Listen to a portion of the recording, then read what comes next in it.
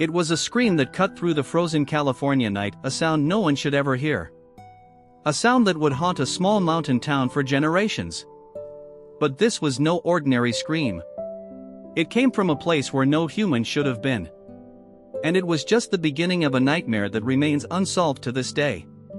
In February 1978, 5 men left a basketball game in Yuba City, California.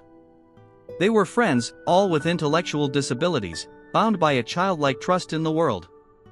They were last seen driving a borrowed van into the Sierra Nevada, a place of towering pines and unforgiving snow. They were never seen alive again. 4 months, the search yielded nothing. Then, in June, a tree trimmer found the van, abandoned on a remote forest road. It was unlocked, with no signs of struggle. But inside, a single clue, a pair of sunglasses, neatly placed on the dashboard. Those glasses belonged to a man who was legally blind. The men had wandered into the woods, leaving behind a trail of personal items, a wallet, a jacket, a watch. As if they were being pulled deeper into the darkness. One by one, their bodies were found. But the circumstances defied logic. 2 of them were discovered near a makeshift camp. One had been crushed by a falling tree. Another had died of exposure, despite being just a mile from a busy highway. But the most chilling discovery came last. The final man, Ted Wire, was found inside a U.S. Forest Service trailer. He had died of starvation and hypothermia, surrounded by food.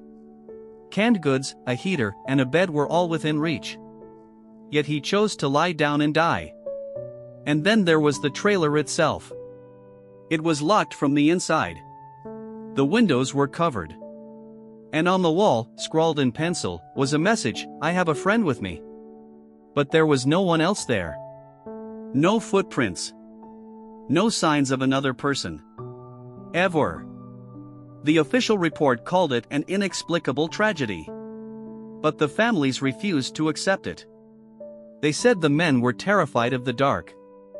They wouldn't have gone into those woods alone. Something had to have lured them. Something had to have kept them there. Witnesses reported seeing a mysterious light in the sky the night they vanished. Others whispered of a secret government facility nearby. Some believed the men stumbled upon something they were never meant to see and were silenced by forces that still operate in the shadows. To this day, the Yuba County 5 case remains open. No arrests. No suspects. No answers. Only the haunting question that echoes through the pines: what happened to those 5 innocent men? And what is still out there, waiting for its next victims?